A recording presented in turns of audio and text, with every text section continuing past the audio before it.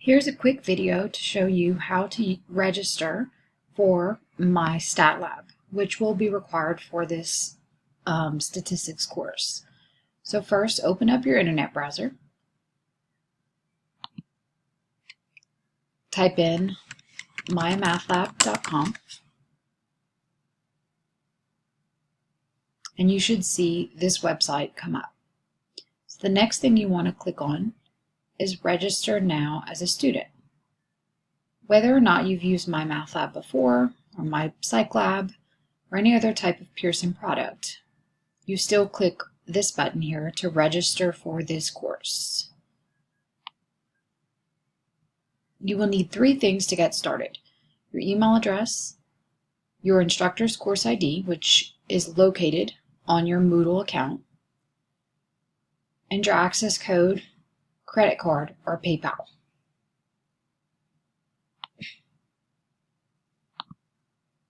So press OK, register now. And the next thing you're going to need is your course ID, which gets you into the class.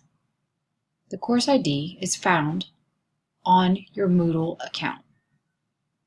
Your course ID is going to be your instructor's last name, so in this case, Bdream, and then it's going to be 5 numbers.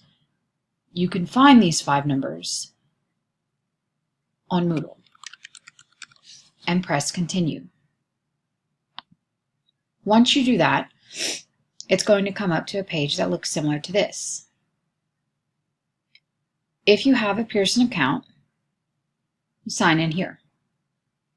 If you need to create one, press this button to create an account.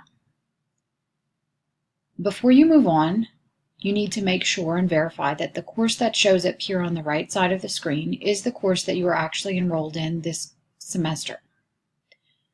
This course that you're seeing here is not your course.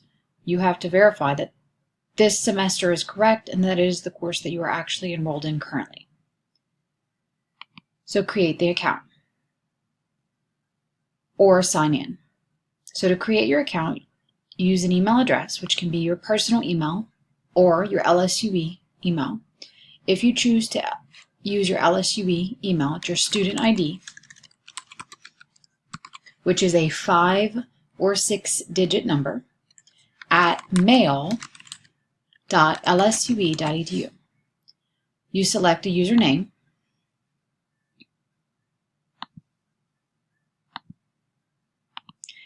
which is going to automatically populate with your email, but you can go ahead and put in whatever you want. Select a password, make sure it meets all the requirements, re-enter the password, first, last name, security question, and then you want to accept the license agreement, but you do not want to select this button because they will email you information about Pearson. Then you create your account. Please make sure you write down your username and password, as I do not have access to that information. Once you create your account or sign in using your Pearson information, the next page you'll see deals with purchasing the access code, using a PayPal account or a credit card to actually gain access to the course. Your page may look slightly different than this, but the idea here is that if you have a physical access code in front of you, you select access code and type in the access code you have in front of you. If you choose to purchase an access code directly from the Pearson website, use a credit card or PayPal by selecting this button here.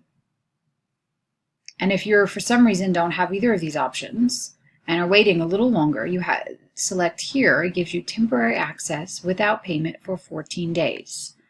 So you only have 14 days to either purchase a physical access code or use your credit card or PayPal account to purchase access here.